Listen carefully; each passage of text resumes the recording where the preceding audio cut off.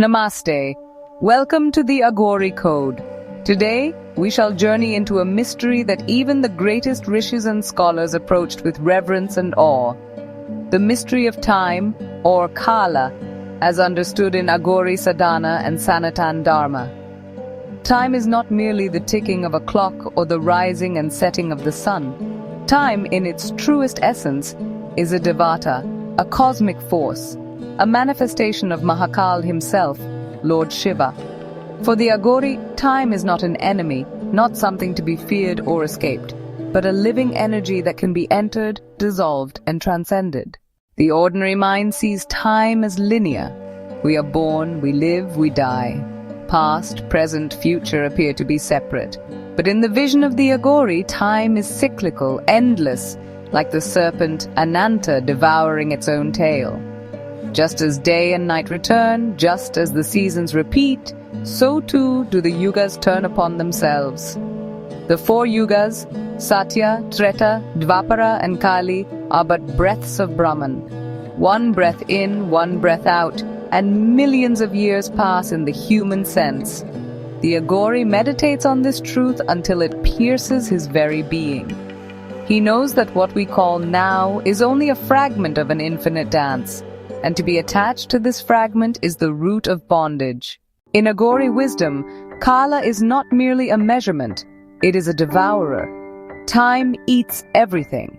It consumes kings and beggars alike, reduces palaces to dust, swallows galaxies, and yet remains untouched itself. The Aghori, therefore, sits with the awareness that every heartbeat is a step towards dissolution. He smears the ash of cremation grounds upon himself to remind his mind that what is born must perish. But within this acceptance, he discovers a hidden doorway. If time consumes all, then who is the witness of time? Who remains when the body decays, when the sun sets upon lifetimes? The witness, the eternal self, the Atman, that is beyond Kala. This is why Aghoris worship Lord Shiva as Mahakal. Shiva is not simply the destroyer, he is the devourer of time itself. Even time bows before him. When an Aghori invokes Mahakal, he is not praying for more years of life, not praying for worldly gains. He is praying for freedom from the illusion of time, to taste that which is timeless, that which never decays, to enter the current of eternity while still living in this body of flesh. Many ask, how can time be conquered? The Aghori's answer is simple yet terrifying for the ordinary mind: by embracing death before death arrives. The common man runs from death, tries to prolong life, clings to fleeting pleasures. But the Aghori sits in cremation grounds, meditates upon corpses, and confronts the reality of impermanence face to face. In this way, he dissolves fear. He sees that time has no real power over the one who knows he is not the body. The body belongs to Kala, but the self is eternal. Even science in its own language now whispers similar truths. Quantum physics shows that time is not absolute. To the observer traveling at light speed, time slows down, stretches, bends. For the Aghori, this was already known. Time changes with consciousness. In deep meditation, minutes feel like hours, or hours vanish like moments.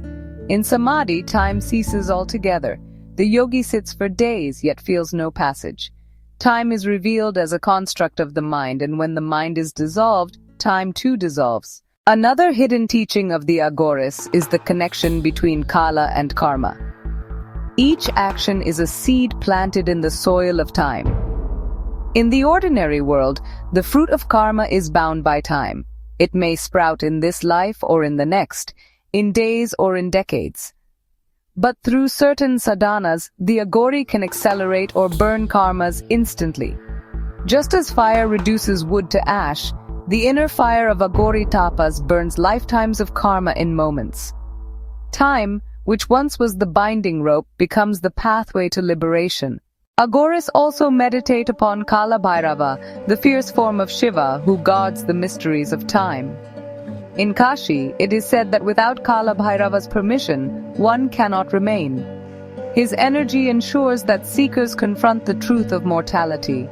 Bhairava's presence is a reminder that every moment is precious, for every moment is a doorway to eternity. The Aghori, therefore, does not waste time in trivial pursuits. He uses every breath as an offering, every moment as a chance to awaken. There is also a more subtle mystery. Time is not the same for every being. For a human, a lifetime may be 70 or 80 years. For a Devata, one day may equal centuries. For Brahma, one day is billions of human years. Thus, time is relative to the level of consciousness. The Aghori meditates on these vast scales until his mind breaks free from the illusion of personal time. He realizes his soul is not bound to one human lifespan, but has existed across yugas. When this truth settles, fear of aging, fear of death, fear of the future, all vanish like mist in the morning sun. And yet the deepest secret of Aghori wisdom is that time itself is Maya. It appears real, yet is a play of the mind. The eternal reality, the Param Shiva, is beyond past, present, and future. In that state, there is only the unchanging now. To live in that eternal now is the goal of the Aghori. That is why he appears mad to the world. He does not rush, he does not cling, he does not plan, because for him, all moments are one. He rests in the stillness beyond time. My dear listeners, the mystery of time is not something to be understood only intellectually. It is to be lived, to be felt, to be dissolved into. Sit quietly and watch your breath. Watch how the mind pulls you into past and future. Watch how rarely you dwell in the present. Know that this movement is the illusion of time.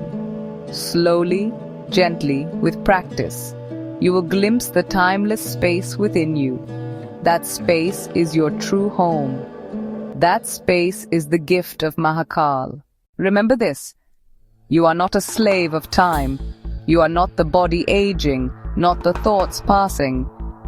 You are the eternal witness in whom time itself rises and falls. When this realization becomes unshakable, then whether you live 80 years or 8 days makes no difference. You will have touched eternity. This is the essence of Aghori sadhana on time. Not to run from it, not to worship it blindly, but to pierce through it and recognize the eternal self beyond. When you next see the sun rise or the moon set, when you notice the wrinkles on your hand or the gray in your hair, smile gently. These are signs of time's dance. But know that you are the stage upon which this dance unfolds. The stage does not age. The stage does not end. If this knowledge resonated with you, if the mystery of Kayala touched even a small spark within your heart, I invite you to join this journey deeper into the wisdom of the Aghoris and Sanatan Dharma. Share your thoughts in the comments, for each perspective enriches the dialogue of seekers. And if you wish to walk further with us into these hidden truths, do subscribe to the Aghori Code so that together we may continue exploring the path where fear dissolves and only truth remains.